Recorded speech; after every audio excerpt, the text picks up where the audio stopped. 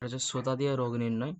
সুতা দিয়ে রোগ নির্ণয় করার জন্য আপনার সর্বপ্রথম একটা সুতো নেবেন, যেটা মা বোনেরা কাঁথা সেলাই করে, অথবা মোটা কোনো সুতো নিলেও হবে।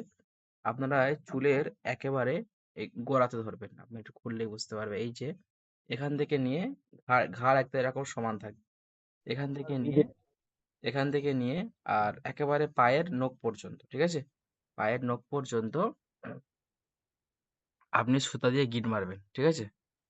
সুতা দিয়ে গিট মারবেন। সুতা দিয়ে গিট মেরে সুতা দিয়ে গিট মেরে হ্যালো।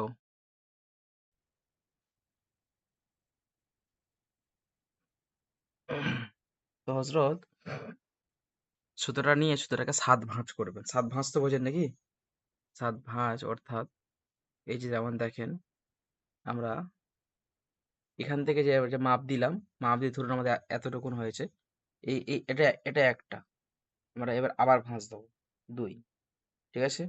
আবার ভাঁজ দেবো ৩, আবার দেব ৪, আবার দেব ৫, এই ৬, এই ৭, ঠিক আছে? ৭ টা ভাঁজ করলে কি হবে? এটা শক্ত হয়ে যাবে। ঠিক আছে? এটা শক্ত হয়ে যাবে। এটা শক্ত হয়ে যাওয়ার পরে এটাকে আমরা নিয়ে হালকা করে এরকম কেটে আমরা এটাকে মুড়ে নেবো। ঠিক আছে? মুড়ে নিয়ে রুগীর হাতেটা আমরা দেবো। রুগীকে বলবো যে, "তোমার শরীরে এটা একটু টাচ করে নাও। তোমার শরীরে এটা একটু টাচ করে নাও।" উফ! বলবেন যে, "তোমার শরীরে এটা একটু টাচ করে নাও।" টাচ যখন করা হয়ে যাবে, তো আপনি এরপরে কি করবেন? সুতার উপরে আপনি এবার আমল করে ফু দেবেন। ঠিক আছে? সুতার উপরে আপনি আমল করে ফু দেবেন। আপনারা আমলটা লেখেন। এ পর্যন্ত তো বুঝতে পেরেছেন? ভালো করে বুঝিয়ে দিয়েছি। এই আমলটা লেখেন, ইস্তিগফার ১১ বার, দরুদ শরীফ ১১ বার। এই ক্ষেত্রে দরুদ ইব্রাহিম পড়া শর্ত। এই ক্ষেত্রে দরুদ ইব্রাহিম পড়া শর্ত লিখুন।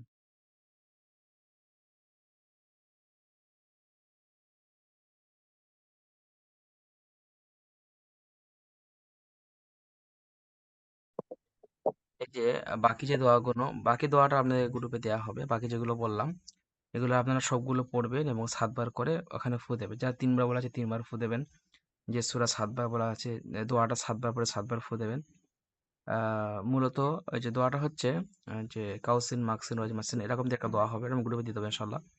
এরপরে আপনারা যে সুতোতে ফু দিয়েছেন সুতোটা আবার খুলবেন, ঠিক আছে? সুতোটা খুলে আবার মাপ দেবেন। সুতোটা খুলে আবার মাপ দেবেন। মাপ দেওয়ার পরে যদি দেখেন যে আগের থেকে বেড়ে গিয়েছে, ১ আঙুল অথবা ২ আঙুল আগের থেকে বেড়ে গিয়েছে, যে মাপ দিয়েছিলেন সে মাপ যদি আগের থেকে ১ আঙুল বা ২ আঙুল বেড়ে যায়, তাহলে বুঝবেন জিনের সমস্যা। জিনের যে কোনো রকম সমস্যা হতে পারে, তাহলে বুঝবেন যে জিনের সমস্যা। লেখেন, যদি আমরা দোয়াগুলো পড়ার পরে আবার মাপ দেব। মাপ দেওয়ার পরে যদি ১ আঙুল অথবা ২ আঙুল অথবা আরো বেশি, যদি ২ আঙুল বেড়ে যায়, ১ থেকে ২ আঙুল বেড়ে যায়, তাহলে বুঝবো জিনের সমস্যা। লেখেন হয়তো এই পর্যন্ত। আগের থেকে যদি কমে যায়, তাহলে বুঝবেন জাদুর সমস্যা। ঠিক আছে? আগের থেকে যদি কমে যায়, তাহলে বুঝবেন জাদুর সমস্যা। কমটা অনেকটা হতে পারে। ১ আঙুল হতে পারে, ২ আঙুল হতে পারে, ৪ আঙুল হতে পারে, মানে ৪ খরা হতে পারে। যতই কমুক জাদুর সমস্যা, যতই বাড়ুক জিনের সমস্যা। ঠিক আছে হজরত? পরিষ্কার লিখে ফেলেন।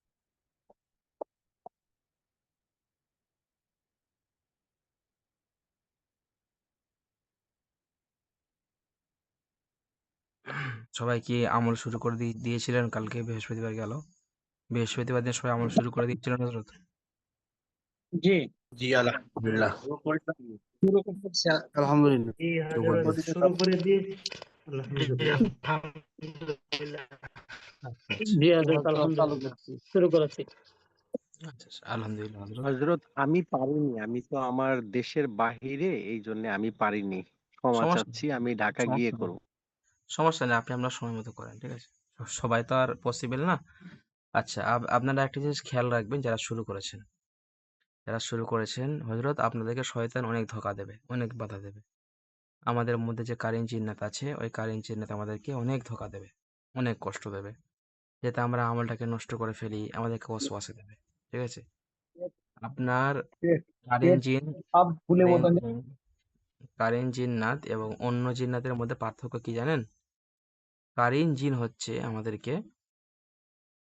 এমনি যে জিন্নাতগুলো হয়, তারা হচ্ছে আমাদেরকে কি করে? তারা আমাদেরকে ওয়াসওয়াসা দেয়, আমাদেরকে শারীরিকভাবে ক্ষতি করে। মানে শারীরিকভাবে আমাদেরকে মানে কাউকে ধরে অথবা কাউকে শারীরিকভাবে কষ্ট দেয়, বিভিন্ন রকম বিষয় হতে পারে। কিন্তু কারিন জিন্নাত কি করে জানেন? আমাদের ইমানকে ধ্বংস করে। কারিন জিন্নাত আমাদের ইমানকে ধ্বংস করে। আপনারা প্রত্যেকেই জানেন, আপনারা প্রত্যেকে হাফেজ আলেম ওলামা, আপনারা প্রত্যেকেই জানেন কারিন জিন্নাত সম্পর্কে। তো কারিন জিন্নাত আমাদের ধ্বংস করে। তো কারিন জিন্নাত সে চাইবে না, কারিন জিন্নাত চাইবে না আপনি আমলগুলো করেন বা আপনি আল্লাহওয়ালা হন। কারিন জিন্নাত কখনো চাইবে না।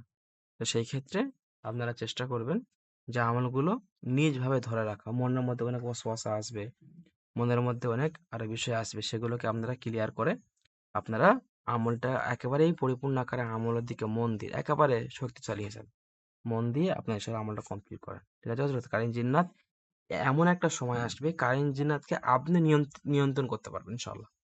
ওই কারীন জিন্নাতকে আপনি নিয়ন্ত্রণ করতে পারবেন ইনশাআল্লাহ। ঠিক আছে হযরত? মন দিয়ে আপনারা আমলগুলো করতে হবে। আর যারা করতে পারেননি তারা চেষ্টা করবেন তাদের শুরু করে দেওয়ার জন্য। এরপরে হযরত যারা হযরত উম, আমলের সময় মাথা ঘোরায়। হ্যাঁ, ওটা হচ্ছে গিয়ে আপনার শরীরের মধ্যে আগের যদি কোনো ছোটখাটো থেকে থাকে, সেক্ষেত্রে এটা হতে পারে। তো আলহামদুলিল্লাহ আপনি আমলটা কয়েকদিন চলমান রাখেন, আস্তে আস্তে প্রবলেমটা সলভ হয়ে যাবে ইনশাআল্লাহ। ঠিক আছে? হুজুর জাযাকাল্লাহ। কালকে আমার একটা ভুল হয়ে গেছে যে আপনি সর্ষের তেলে, পানিতে আর নারকেল তেলে ফুঁক দিতে। তা হুজুর আমার 2 কাপ আমি ফুঁক দিতে ভুলে গেছি পানিটায়। সমস্যা বাকি নাই আজ থেকে আলহামদুলিল্লাহ আমি সবসময় হযরত। আচ্ছা হযরত, হযরত আমার ওই এর জন্য 33 কোনো সমস্যা না, এর 33 জন্য আয়াতের আফা হাসিবতুম আন্নামা খলাকনাকুম। এর জন্য কোনো সমস্যা না। সমস্যা হচ্ছে হযরত, এটা হচ্ছে কি আমাদের আমালিয়া তেল পানি পড়া। আমালিয়া তেল পানি পড়া যদি একবার ছেড়ে যেত তো কোনো সমস্যা না। এটা হচ্ছে কি আউটসাইড, এটা আউট। মানে জাস্ট আমরা আমল করছি, আমলটাকে আমরা একটা তেলাওয়াতের মাধ্যমে শক্তিশালী করার জন্য আমরা রাখছি। ঠিক আছে? সেক্ষেত্রে এটা কোনো সমস্যা না। অসুবিধা নেই। যদি একবার কারো ছেড়ে যায় অসুবিধা নেই। চেষ্টা করবেন ফুঁক দিয়ে রাখলে পরবর্তী ইনশাআল্লাহ পানিটা খুব পাওয়ারফুল হবে এবং খুব ভালো কাজ করবে ইনশাআল্লাহ। তো এরপর আপনারা লেখেন চতুর্থ হযরত নম্বর রোগ নির্ণয়ের পদ্ধতি। লেখেন চতুর্থ নম্বর রোগ নির্ণয়ের পদ্ধতি।